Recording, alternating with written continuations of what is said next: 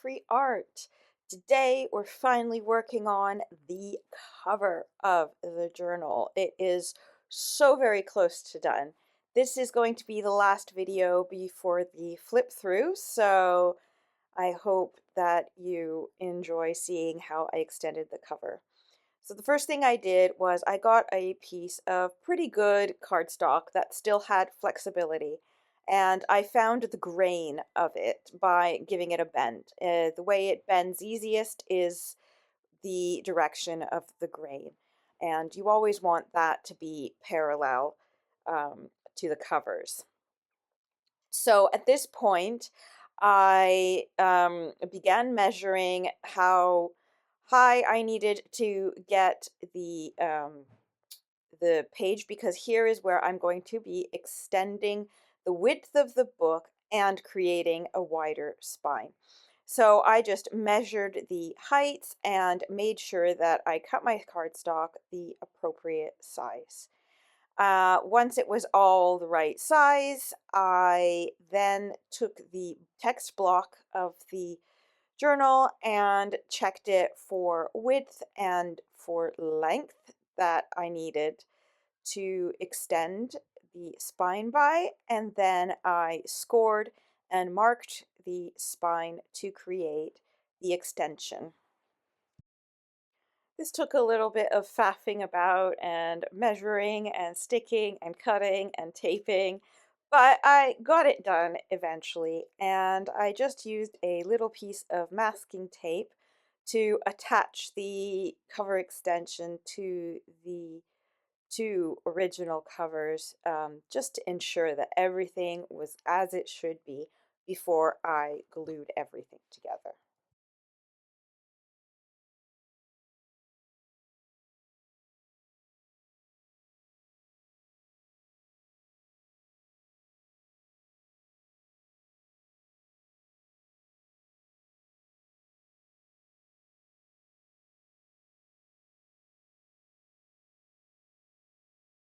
Once I was sure everything was in the right place and all aligned correctly, I glued it down using PVA glue, and I just really made sure it was well pressed on, and then I put a weight on it and let it dry completely before doing anything else. Once the cover was dry, I double checked that everything worked as it should be, and I was happy to see that I actually nailed it for once on the first go.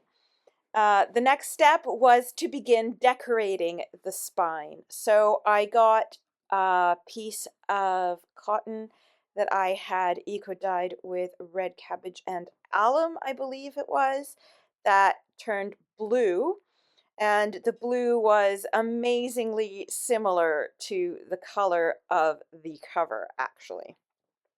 So I took that, I cut the fabric to size, and decided that I was going to embroider a dandelion onto it. So I drew out the dandelion pattern and I embroidered it. It took me an entire afternoon to finish embroidering. I did follow a tutorial on how to embroider the dandelion. So if I remember, I will connect it. I will link that tutorial um, in the description box below. And once the embroidery was done, I actually did something that I've never done before, and I used iron-on interface, not interfacing.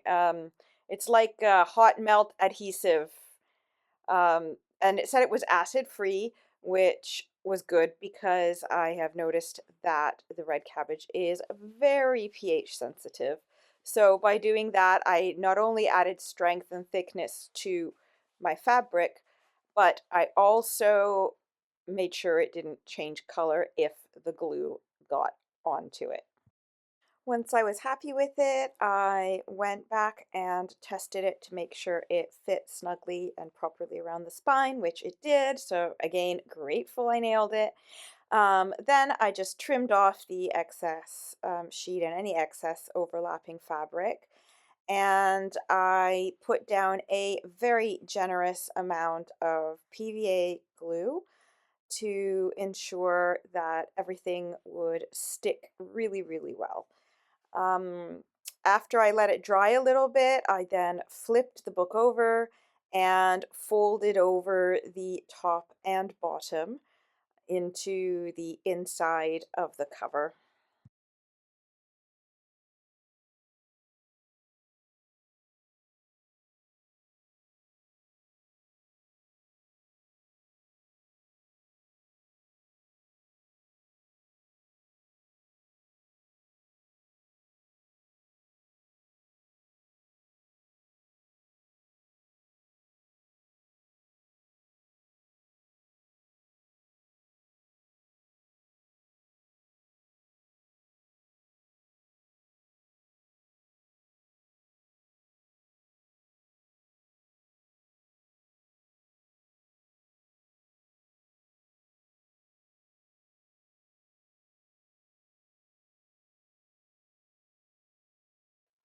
So once it was glued down, I felt that it was kind of still missing something. So I found a little bit of this vintage lace trim that I thought would work wonderfully on the edges. And I just ran a little bit of glue just on the edges and I put down the lace. I then trimmed it once it was fully dry. I'm pleased to say that the PVA I used must be a neutral pH because the color of the fabric did not change, which is good as far as I'm concerned. So once everything was glued down, I left it under a weight for a couple of hours to ensure everything was fully dry. Once everything was fully dry, I just trimmed off the excess lace that was overhanging the edges, and it was time to begin to case in the actual um, book and finish up the inside of the cover. So at this point, I decided that it was time to take out and use up the very much loved and hoarded butterfly Florentine paper. I have kept this for a long time. I love it. I love the gold shimmer and everything, and I never wanted to use it. But I figured that to go in with the theme, I mean, I know most of the butterflies are purple on this one, and there's not much yellow, but it works, right? Um, I just thought I had to use it. So I pulled that one out, and that's going to be used as my end papers. However, before doing that, we have to do two things. We need to case in the text block, and we needed to even out the pages inside the inside cover. And I took inspiration for this from the actual book itself, where I saw that they used pieces of scrap paper inside the cover in order to make it more even. So I did the same thing, but I only did this after I added in the book itself. So simply, I just mitered the edges of the flaps, made sure it was positioned well, added plenty of PVA glue, and just pressed those flaps down on top of the extended part of the book cover.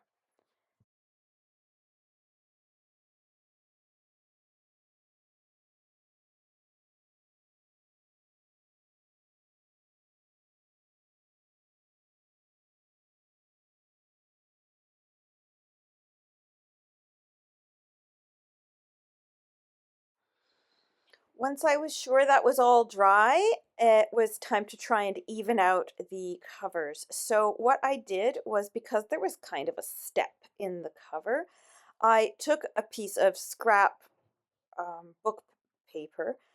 This was fairly thick book paper, so it was a heavyweight paper. I don't know what it was because it's taken from a recycled book, but it was fairly heavyweight. And I basically folded one part up to where the cardstock of the extension met with the original book cover, and then folded that and extended it to the edge of the text block, to make sure that one part was just a bit thicker than the other part. Then I made sure all the measurements were appropriate and it was cut into place, and I glued it in, first by gluing the bottom flap in, and then gluing another layer on top as the flap folded over going to the text block. I then repeated this again on the other side of the book. And then I completely forgot to film gluing in the end papers, but pretty much I just cut them to size and stuck them on top and added a bit more of that lace trim on the inside just for continuity with the inside and outside, and also to kind of hide the join. So now just a tiny few more details to go, and then we're ready for the flip through. And here's a little sneak of what I'm adding. Hope you join me for the flip through in the next video. Bye bye for now.